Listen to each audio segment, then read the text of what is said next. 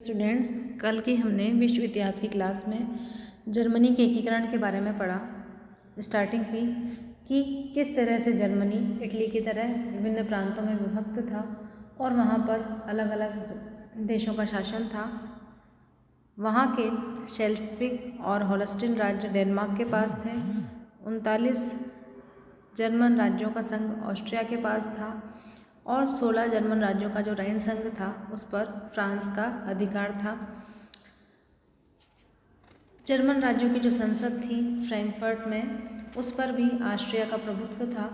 तो इस तरह से हमने देखा कि किस तरह से अलग अलग क्षेत्रों पर ऑस्ट्रिया, फ्रांस और डेनमार्क जैसे देशों का शासन था और वहाँ पर जो छोटे छोटे जर्मन राज्य थे वो किस प्रकार जर्मनी के एकीकरण में विरोधी थे। वहाँ की जो सरकार थी, उदारवादी सरकार के नेता थे, वो जर्मनी के एकीकरण में विरोधी थे। तो इस प्रकार से एकीकरण में कई प्रकार की बाधाएं थी। इन परिस्थितियों में जर्मनी में प्रशा के शासक विलियम प्रथम का नेतृत्व मिला, जिन्होंने प्रशा में सैनिक सुधार करने का निश्चय किया ताकि वहाँ पर प्रशा के नेतृत्व में जर्मनी का एकीकरण किया जा सके। विलियम प्रथम को अपने इस कार्य में बिस्मार्क जैसे एक व्यक्ति का सहयोग मिला, जो आगे चलकर प्रशा का चांसलर बना। विलियम प्रथम ने उसको प्रशा के चांसलर के पद पर नियुक्त किया। बिस्मार्क ने प्रशा के नेतृत्व में जर्मनी का एकीकरण करने के लिए लौह और रक्त की नीति के बारे में पढ़ा, जिसके बारे में हमने कल पढ़ा। अब इस नीति के माध्यम से सबसे पहले तो बिस्मार्क ने निश्चय किया कि जर्मनी की सैनिक क्षमता को बढ़ाया जाए। दूसरा, एकीकरण का कार्य करने के लिए इस तरह की परिस्थितियां बनाई जाए कि विश्व परिदृश्य में जो विदेशी शक्तियां हैं उनका सहयोग प्राप्त हो सके, और दूसरा, जो उसका विरोधी राष्ट्र है उसके पक्ष में ऐसा माहौल तैयार हो कि जो विश्व की शक्तियां हैं वो भी उसकी विरोध में या तो तटस्थ रहें या फिर प्रशा का सहयोग करें। तो इस तरह उसने अपनी लौह और रक्त की नीति को अपनाने का निश्चय किया। अब ऑस्ट्रिया को युद्ध के लिए तैयार करने के लिए, ऑस्ट्रिया क्या था, प्रशा का विरोधी था, तो उसको युद्ध के तैयार करने के लिए एक नई चाल चली बिस्मार्क ने और डेनमार्क के साथ 1864 में युद्ध करने का निश्चय किया। अब डेनमार्क से युद्ध के क्या कारण थे? पहला कि बिस्मार्क चाहता था कि सैनिक सुधारों के द्वारा जो सेना की संख्या में वृद्धि करी है, प्रशिक्षित सैनिक नियुक्त किए हैं, तो उनकी क्षमताओं को देख लिया जाए इस युद्ध के माध्यम से। दूसरा, डेनमार्क के साथ युद्ध करने से ऑस्ट्रिया के साथ युद्ध का बहाना भी प्रशा को मिलेगा। तो इस तरह से ये कारण थे। इसके अलावा शेल्स्विक और होल्स्टीन क्षेत्र का विवाद था। 1490 से क्या था, शेल्स्विक और होल्स्टीन जो थे, दो क्षेत्र थे, उन पर डेनमार्क का प्रशासनिक अधिकार था। और होल्स्टीन क्या था, जर्मन संघ का सदस्य था, लेकिन शेल्स्विक जर्मन संघ का सदस्य नहीं था। होल्स्टीन क्षेत्र में जनसंख्या का बहुमत जर्मन लोगों का था, लेकिन शेल्स्विक में बहुमत तो जर्मन्स का था, लेकिन वहाँ क्या था, कुछ डेनिश लोग भी रहते थे।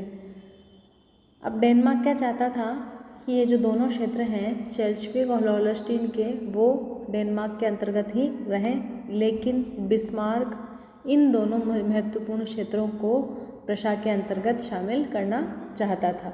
तो उस तरह से उसने अपनी कूटनीति बनाना शुरू किया। इसी समय क्या हुआ कि नवंबर 1863 में डेनमार्क के राजा फ्रेडरिक सप्तम ने डेनमार्क के लिए एक नया संविधान दिया। अब इस नए संविधान में क्या हुआ, ध्यान देना बच्चों, शेल्स्विक और होल्स्टीन को इस संविधान के द्वारा डेनमार्क का भाग मान लिया गया। तो यह किसके लिए चुनौती थी? बिस्मार्क के लिए, क्योंकि संविधान के द्वारा इसे डेनमार्क का भाग माना जा रहा था दोनों क्षेत्रों को। इन्हीं परिस्थितियों में फ्रेडरिक सप्तम की जब मृत्यु हो गई तो उसके बाद क्रिस्टन नवम शासक बना डेनमार्क का, और उसने दबाव में आकर 1863 में नया संविधान लागू कर दिया और इस संविधान के अनुसार शेल्शविक पर डेनमार्क की सेना ने अधिकार कर लिया। तो बिस्मार्क इस बात से काफ़ी नाराज़ हुआ कि किस तरह तुमने संविधान के द्वारा शेल्शविक पर अधिकार कर लिया है। तो उसने क्या किया, बिस्मार्क ने कूटनीति का प्रयोग करते हुए होल्स्टीन के क्षेत्र के पक्ष को लेकर ऑस्ट्रिया को अपने साथ मिला लिया। बिस्मार्क ने डेनमार्क को नवंबर के संविधान को रद्द करने के लिए कहा। उसने कहा कि मैं तुम्हें 48 घंटे का अल्टीमेटम देता हूँ, इन 48 घंटों के अंदर अंदर तुम अपना संविधान रद्द कर दो, वरना प्रशा डेनमार्क के ऊपर क्या कर देगा, आक्रमण कर देगा। बिस्मार्क को ये पता था कि डेनमार्क के लिए इस संविधान को रद्द करना संभव नहीं है, क्योंकि इस समय संसद का सत्र चालू नहीं था। तो एक तरह से क्या था, ये जो अल्टीमेटम देना था ये बिस्मार्क की कूटनीतिक नीति थी। 48 घंटे बाद प्रशा और ऑस्ट्रिया ने मिलकर डेनमार्क पर आक्रमण कर दिया और डेनमार्क को परास्त किया। इसके बाद दोनों पक्षों में एक संधि हुई जिसे वियना की संधि कहते हैं, 1864 में हुई। इस संधि के अनुसार लुवेनबर्ग, शेल्शविक, होल्स्टीन पर प्रशा और ऑस्ट्रिया का सम्मिलित अधिकार माना गया और शेल्शविक और होल्स्टीन पर डेनमार्क का क्या हुआ, इससे प्रभाव समाप्त हो गया। तो इस तरह से डेनमार्क के साथ युद्ध करके बिस्मार्क ने एक तो उसके हाथ से शेल्शविक और होल्स्टीन छीन लिए, दूसरा ऑस्ट्रिया के साथ उसने सहयोग भी प्राप्त कर लिया और अपने क्षेत्र भी प्राप्त कर लिए। अब उसने अपनी अगली कूटनीति अपनाई ऑस्ट्रिया के साथ युद्ध का करके, जो 1866 में हुआ। अब यह युद्ध क्यों हुआ उसके कारण हम देखेंगे।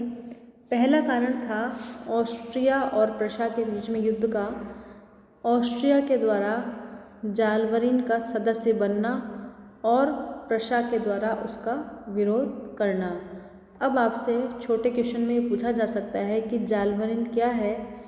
तो बच्चों, यह एक चुंगी संघ था, चुंगी समझते हो ना, जहाँ पर कर दिए जाते हैं, संघ था जो प्रशा की अध्यक्षता में स्थापित हुआ था। कई जर्मन राज्य इसके सदस्य थे। इस संघ का उद्देश्य राज्यों की हितों की, आर्थिक हितों की रक्षा करना था। ऑस्ट्रिया भी इसका सदस्य बनना चाहता था, लेकिन बिस्मार्क ने इसका विरोध किया और इसका विरोध करने के लिए उसने कर मुक्त व्यापार की नीति लागू की, जिसका ऑस्ट्रिया विरोधी था। लेकिन इस नीति के कारण इंग्लैंड प्रशा का सहयोगी राष्ट्र बन गया। बिस्मार्क ने कर मुक्त व्यापार की नीति के द्वारा इंग्लैंड का समर्थन प्राप्त कर लिया। तो एक तरह से यह बिस्मार्क की कूटनीति थी।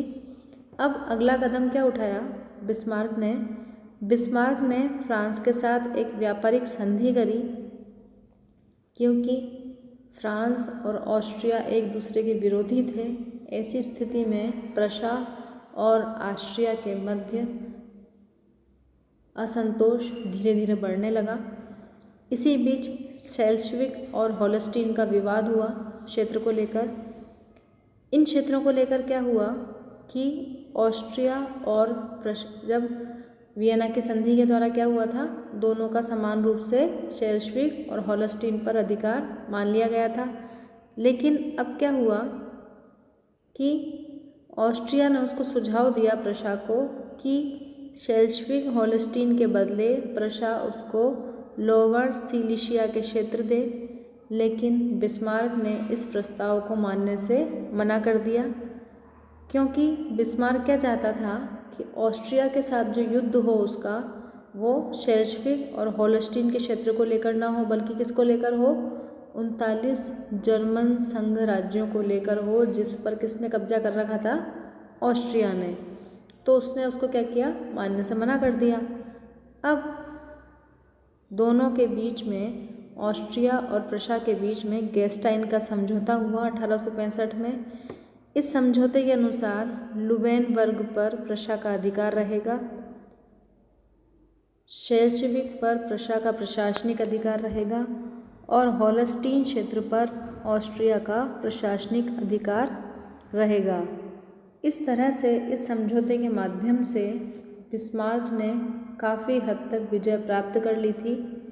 अब उसने क्या किया, युद्ध हो उससे पहले बिस्मार्क ने अपनी लौह एवं रक्त की नीति के माध्यम से कूटनीति अपनाते हुए विश्व की जो प्रमुख शक्तियाँ थीं उनको अपने पक्ष में लेने का प्रयास किया था। अब क्या था, सबसे पहले था इंग्लैंड। मैं पहले ही बता चुकी हूँ कि इंग्लैंड की जर्मनी के एकीकरण के प्रति सहानुभूति थी। दूसरी बात, कर मुक्त व्यापार की जो नीति थी उसका इंग्लैंड ने समर्थन किया था और इंग्लैंड ऑस्ट्रिया की हंगरी और बोहेमिया की नीति का विरोधी था, तो उसने प्रशा को समर्थन देने का वादा किया। अब दूसरा था रूस।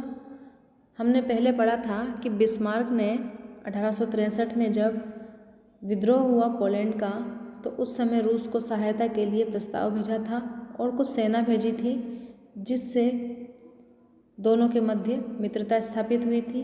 साथ ही ऑस्ट्रिया ने क्रीमिया के युद्ध के समय रूस को सहायता देने से मना कर दिया था। इस बात से भी रूस ऑस्ट्रिया से नाराज़ था। फ्रांस को लेकर बिस्मार्क के मन में संदेह था। इस संदेह को दूर करने के लिए बिस्मार्क 1865 में बिथरहिट्स नामक स्थान पर नेपोलियन तृतीय से मिला और उसने नेपोलियन तृतीय से समझौता किया कि यदि फ्रांस, क्या समझौता था कि जैसे फ्रांस बेल्जियम, लग्जमबर्ग, पैलेटिनेट पर अधिकार करता है तो प्रशा उसका विरोध नहीं करेगा। इस प्रकार फ्रांस ने इन दोनों के मसले पर तटस्थ रहने का आश्वासन दिया। अब इटली था एक प्रमुख राष्ट्र उस समय, तो बिस्मार्क ने ऑस्ट्रिया और प्रशा के युद्ध में इटली की सहायता चाहता था। तो बिस्मार्क ने इटली को कहा कि यदि इटली प्रशा का सहयोग करेगा तो वह इटली को, हम पहले पढ़ चुके हैं ये चीज़, तो वह इटली को क्या देगा, वेनेशिया का क्षेत्र दिलवाने में मदद करेगा। प्रारंभ में क्या हुआ, इटली ने इस प्रस्ताव को ठुकरा दिया, लेकिन बाद में इटली ने बिस्मार्क के प्रस्ताव को स्वीकार किया और इस तरह से 8 अप्रैल 1866 को इटली और प्रशा के बीच में एक समझौता हुआ, जिसमें माना तैयार हुआ कि जर्मन संघ में सुधारों को लेकर यदि 3 महीनों के अंदर अंदर प्रशा और ऑस्ट्रिया के बीच में युद्ध होता है तो इटली प्रशा को सहायता देगा। दोनों कोई पृथक संधियां नहीं करेंगे। तीसरा, विजयी होने पर इटली को वेनेशिया का क्षेत्र दे दिया जाएगा। इस तरह से बिस्मार्क ने अपनी कूटनीति अपनाई। इस कूटनीति के कारण उसको एक जादूगर कहा जाता था। अप्रैल 1866 में बिस्मार्क ने ऑस्ट्रिया के साथ युद्ध करने की पूरी तैयारी कर ली और उससे पहले 2 कदम उठाए। सबसे पहले उसने क्या किया कि ऑस्ट्रिया को युद्ध के उकसाने के लिए उस पर गेस्टाइन समझौते के उल्लंघन का आरोप लगाया। दूसरा, जर्मन संघ में सुधारों का प्रस्ताव रखा। क्या प्रस्ताव रखा उसमें कि एक तो जर्मन राष्ट्रीय संसद का गठन किया जाए, ऑस्ट्रिया को नए संघ से पृथक रखा जाए और नए संघ की सेना का नेतृत्व प्रशा के हाथ में हो। इस तरह से उसने अपनी बात कही। जून 1866 में ऑस्ट्रिया ने जर्मन संघ में सुधारों को लेकर को जर्मन डाइट के सामने रखा और जर्मन डाइट से बोला कि आप इन प्रस्तावों को विरोध करो, इनको खारिज करो। बिस्मार्क ने घोषणा करी उसी समय कि इस प्रस्ताव के विरुद्ध पड़ा एक एक वोट प्रशा के विरुद्ध युद्ध की घोषणा होगा। 14 जून 1866 में इन सुधारों के प्रस्ताव को जर्मन डाइट ने ठुकरा दिया और 16 जून 1866 में प्रशा ने ऑस्ट्रिया के विरुद्ध युद्ध की घोषणा कर दी। इटली ने भी प्रशा का सहयोग किया। इस तरह से 3 जुलाई 1866 को सेडोवा का युद्ध, जो प्रशा और ऑस्ट्रिया के बीच में हुआ था, उसके द्वारा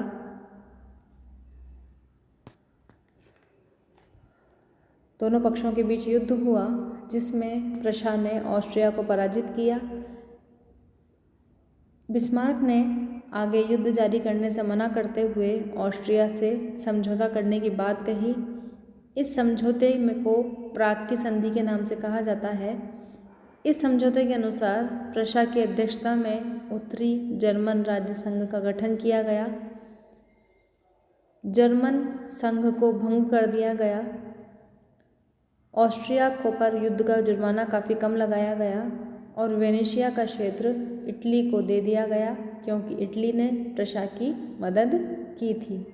इस तरह से कूटनीति का प्रयोग करते हुए बिस्मार्क ने ऑस्ट्रिया से महत्वपूर्ण क्षेत्र प्राप्त कर लिए और आगे जर्मनी के एकीकरण की भूमिका तैयार करी। जो 39 जर्मन राज्यों का संघ था, उस पर से ऑस्ट्रिया का प्रभुत्व समाप्त हुआ। शेल्स्विग और होल्स्टीन के प्रदेश पहले ही उसको मिल चुके थे। अब उसके सामने प्रश्न था कि जो जर्मन राज्यों का संघ था, राइन संघ थे, जिन पर फ्रांस का अधिकार था, उनको किस तरह से प्राप्त करे। उसके लिए उसने किस तरह की कूटनीति अपनाई, उसको हम आगे क्लास में पढ़ेंगे। धन्यवाद।